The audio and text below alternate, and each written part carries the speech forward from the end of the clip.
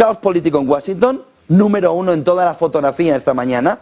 Número 2, Ray Dalio, Greenwich Economic Forum acaba de hacer ¡boom! Alrededor de lo que está sucediendo con las sanciones. Miren el gráfico, noticia de Bloomberg. Ray Dalio acaba de decir que las sanciones de Estados Unidos, a ver si podemos ver el siguiente gráfico, si las sanciones de Estados Unidos a China están ya en el borde de cruzar las líneas rojas.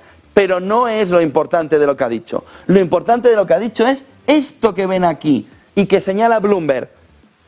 Las sanciones al petróleo antes de la Segunda Guerra Mundial, que precedieron la Segunda Guerra Mundial con la entrada de Japón, las sanciones de Estados Unidos al petróleo contra Japón, que luego fueron la clave fundamental para la entrada de Japón en la Segunda Guerra Mundial, son lo más parecido a lo que está sucediendo con las sanciones a China en materia comercial y como elemento fundamental los semiconductores. Ray Dalio está cogiendo el oráculo ahora mismo y está diciendo, si nos ponemos a 5 años vista, 10 años vista y ha estallado entre ahora y 10 años vista una guerra mundial, uno de los elementos que son clave para que eso pueda estallar son las sanciones de Estados Unidos a China, que están ahora mismo al borde de las líneas rojas para que todo estalle. ¿Por qué?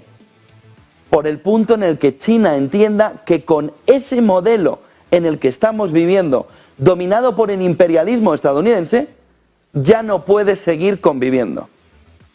Las palabras de Ray Dalio son descomunales alrededor de cómo esos controles a la exportación de determinados semiconductores de China que permiten el avance de la economía china y por tanto el bienestar de los ciudadanos chinos, esas sanciones sin un fundamento básico, dice, como sucedió con Japón, con el baneo, la sanción al petróleo que llegaba a Japón y que fue la clave que en 1941 Japón dijera, vamos.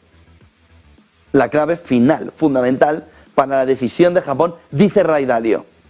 Porque en este entorno, hoy tenemos que ver en un informe de JP Morgan, publicado en las últimas horas, que el tema de las sanciones es una broma de mal gusto sin ningún tipo de consecuencia.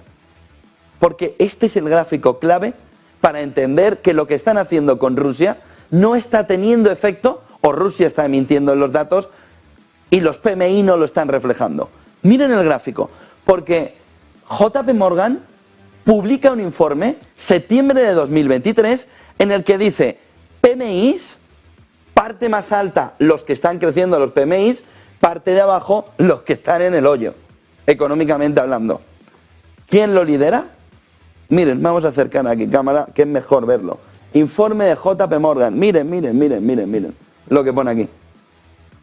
Rusia, con el mayor avance de todos estos países, de su PMI en el mes de septiembre, seguido de Kazajstán, que está estrictamente relacionado con Rusia y las sanciones, Indonesia, Filipinas, China, Grecia, Myanmar y Estados Unidos ya en negativo.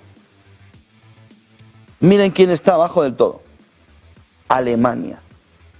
De tal manera que las sanciones lanzadas desde Occidente, desde el G7, para golpear la economía rusa, está volviendo como un tremendo boomerang a la cara de Occidente. Ya lo veíamos venir, no es que sea nada nuevo. Es que siguen diciendo, pero ¿cómo puede alguien negar el efecto de las sanciones? Hombre, mejor con datos. Austria, pegadito. República Checa, pegadito. Eurozona, pegadita. Holanda, Países Bajos, Polonia, Francia, Reino Unido, Taiwán por en medio, Italia. España salva un poco. Pero de aquí, con la excepción de Italia, todo está en suelo europeo. Con la excepción de Taiwán, perdón. Desde Italia, con la excepción de Taiwán, todo está en suelo europeo. ¿A quién le están destrozando las sanciones? Sobre todo impulsadas por Estados Unidos, el G7 y la propia Europa. A Europa. Por lo que dejen la cantinela de, bueno, es que las sanciones, pero ¿qué sanciones?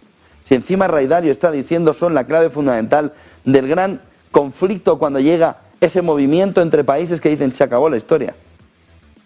Como ejemplo, 1941 con las sanciones del petróleo a Japón, clave fundamental que precedieron el movimiento de entrada de Japón en la Segunda Guerra Mundial.